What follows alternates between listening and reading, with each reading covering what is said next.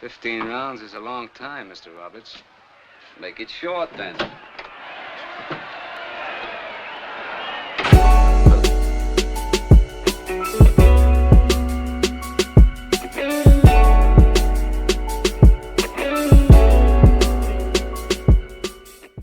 Greetings, people. I come in peace. Firstly, let me apologise for my truancy, absence, skiving off. I just couldn't get going for some reason. Hopefully I've broken the spell, but thanks for your patience. I watched an interview with Dmitry Bivol, and I have to say, what a gentleman. I know there's been some controversy with his ex-spouse that might or might not be true.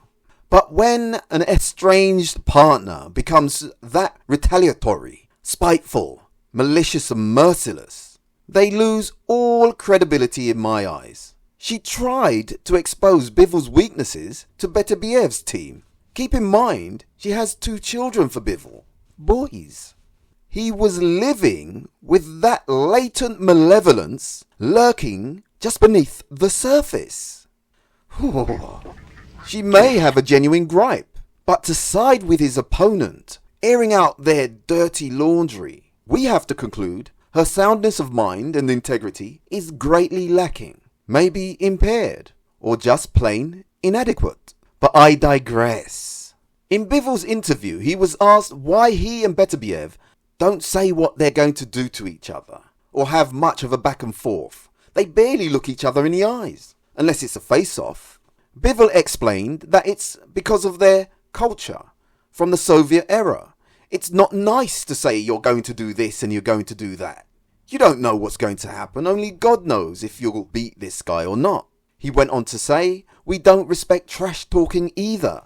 When you insult a person, it doesn't make you better, it makes you less. Amen to that. Many people think boxing needs it.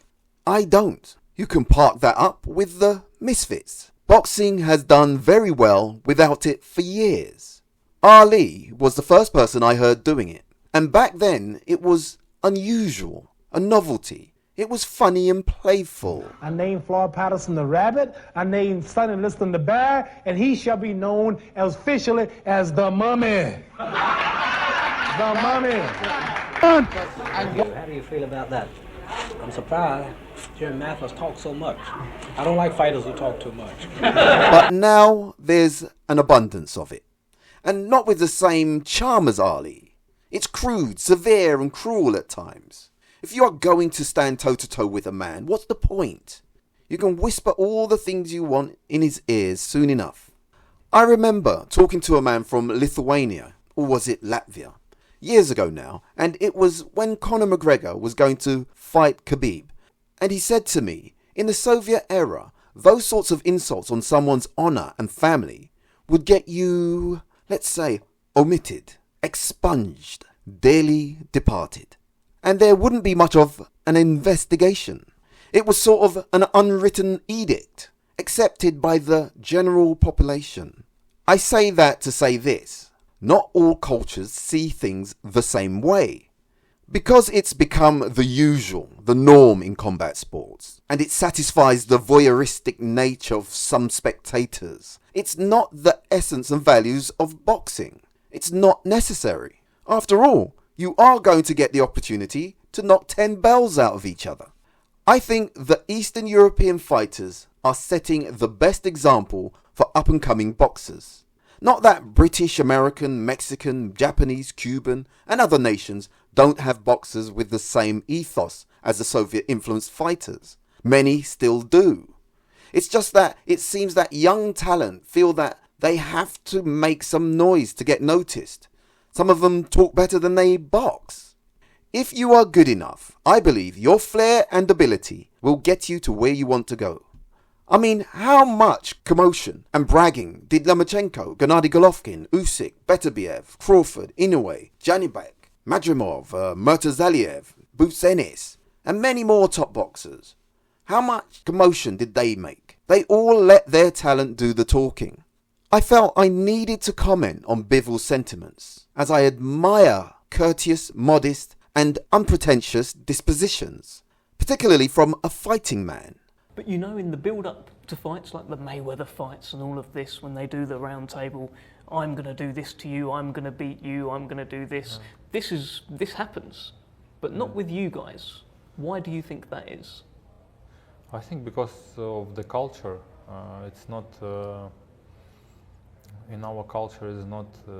I mean, in Russia, yeah, in Soviet Union culture, is not nice to say some things which you don't know what will happen. Only God knows. Will you beat this guy or you will not beat this guy? And we don't respect trash talking also. When you are insulting person, it not makes you better, it makes you less. For us it's like this. It's for me and for my surround people. I know if I start insulting somebody, it's not good for me first of all. My respect goes out to Beterbiev also. Bivol was asked why he lost the first fight and who was to blame. And of course he said it was his fault. He didn't do everything he could have done. This from a man who I believe won the fight and was cheated.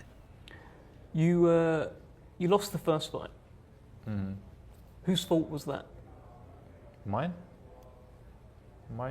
fault, yeah, because I didn't do everything what I able to do. I could be better, I know. Many fighters, after they lose their first fight, they blame this guy, that guy, my trainer, my camp, my hand, etc. Yeah, but I have everything to win this fight, you know, but I didn't use it. It's just it's easier to blame somebody, you know, and then after you blaming somebody, you could give yourself excuses that you don't need to work on to be better version. You just need to work on somebody else, and it's not right, you know. It will not make you better. You have to think. You have to dig inside of yourself. This is how I think, and make yourself better. He didn't look externally, he looked internally. You see, we can't control outside, but we can control inside. Now, that is stoicism at its best, and that will allow him to take full responsibility for his fate. And I'm sure we are in for a treat come Saturday. Anyway, thanks for listening. Please subscribe if you like. But remember, choose life. Thank you. I think positive always. I believe I can do anything, and boxing's been it is my business, and it's been my business. I don't know all the answers, but I'm the greatest authority in the world on Sugar Ray Robinson, and I have some idea on just what he can do and what he can't do.